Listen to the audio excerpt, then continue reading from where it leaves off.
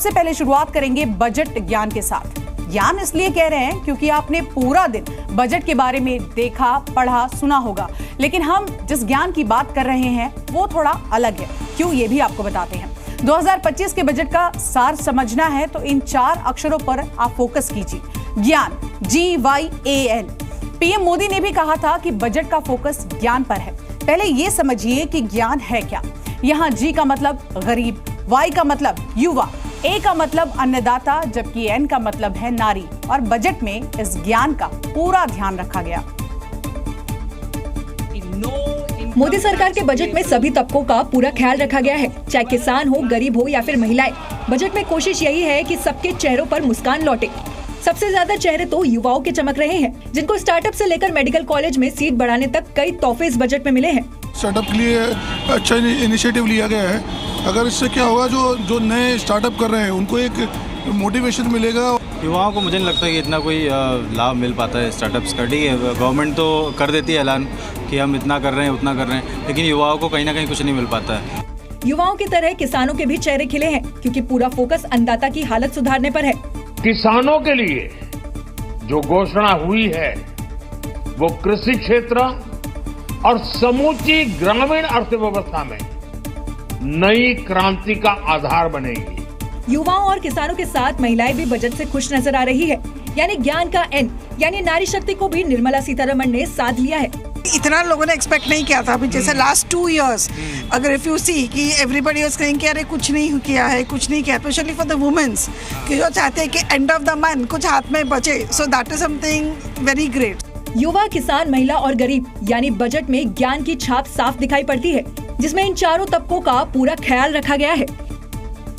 अब इस ज्ञान यानी कि चारों वर्गों को बजट में क्या मिला है, जरा वो भी आपको समझाते हैं। सबसे पहले बात करेंगे G यानी कि गरीबों की, जिनके लिए पीएम स्वनिधि योजना के तहत 30,000 तक के लोग का प्रावधान किया गया है। वहीं आपको बता दें कि इस योजना से लगभग 60 लाख गरीब रेहड़ी पटरी वालों को बड़ा फायदा होगा। जरा आगे बढ़ते हैं, बात करते हैं Y की, जहां पर युवा को यहां पर कहीं ना कहीं देखिए एक बड़ा फायदा पहुंचाने की कोशिश की गई है। युवाओं के लिए स्टार्टअप के लिए बजट में 10,000 करोड़ का फंड दिया गया है। इसके अलावा स्टार्टअप के लिए 20 करोड़ रुपए तक का लोन भी ये पा सकेंगे। साथ ही मेडिकल कॉलेजों में 75,000 सीटें यहां पर बढ़ा दी गई है। लेदर इंडस्ट्री में 22 लाख युवाओं को रोजगार का प्रावधान बजट में यहां पर दिया गया है और भी बहुत कुछ है। और अब बात करते हैं A की यानी कि अन्नदाता।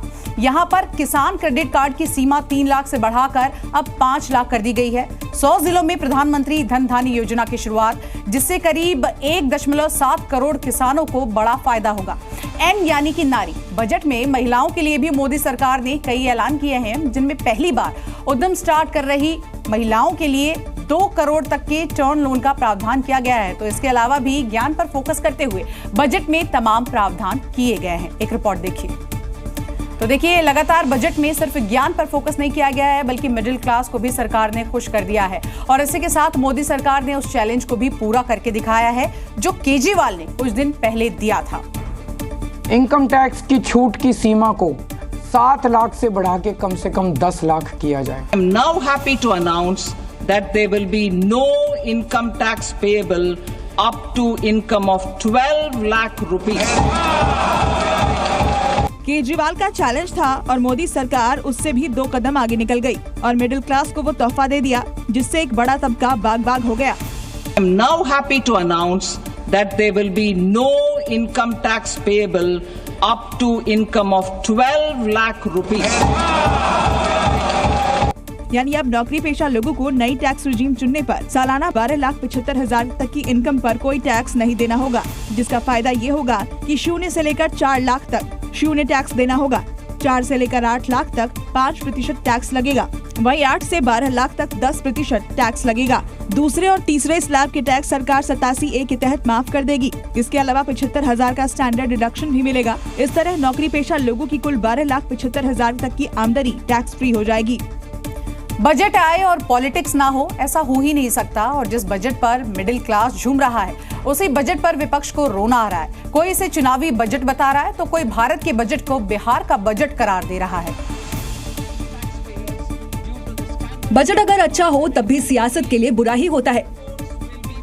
क्योंकि मुद्दों का गुणागणित बिगड़ जाता है और रणनीति की नई रिजीम तैयार करनी पड़ती है। टैक्स में 12 लाख की लिमिट के बाद भी विपक्ष की प्रतिक्रिया कुछ ऐसी ही है। ये बजट है एक विकसित भारत का, ये बजट है प्रधानमंत्री जी की संकल्प, एक नया ऊर्जावान युवा भारत के सपने को साकार करने का।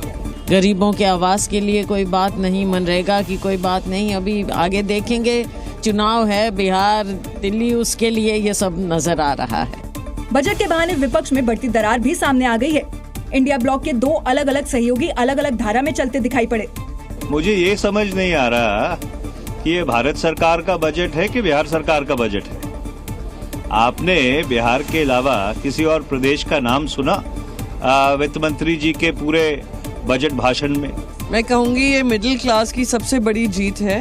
ये 240 वोट पर आने की जीत है, क्योंकि जिस तरीके से पिछले 10 साल से मिडिल क्लास की यही मांग थी कि हम लोग सैलरी कमाते हैं, उससे ज़्यादा खर्चा हमारा टैक्स में चला जाता है, ना सेविंग होती है ना इन्वेस्टमेंट होता है। आज फाइनली उनकी सुनवाई हुई है। यानी किसी को मिडिल क्लास की जीत नजर आ रही है तो कोई इसे चुनावी बजट बता रहा है, लेकिन विपक्ष के सवालों से तर भारत का मिडिल क्लास इस तोहफे से बेहद खुश नजर आ रहा है।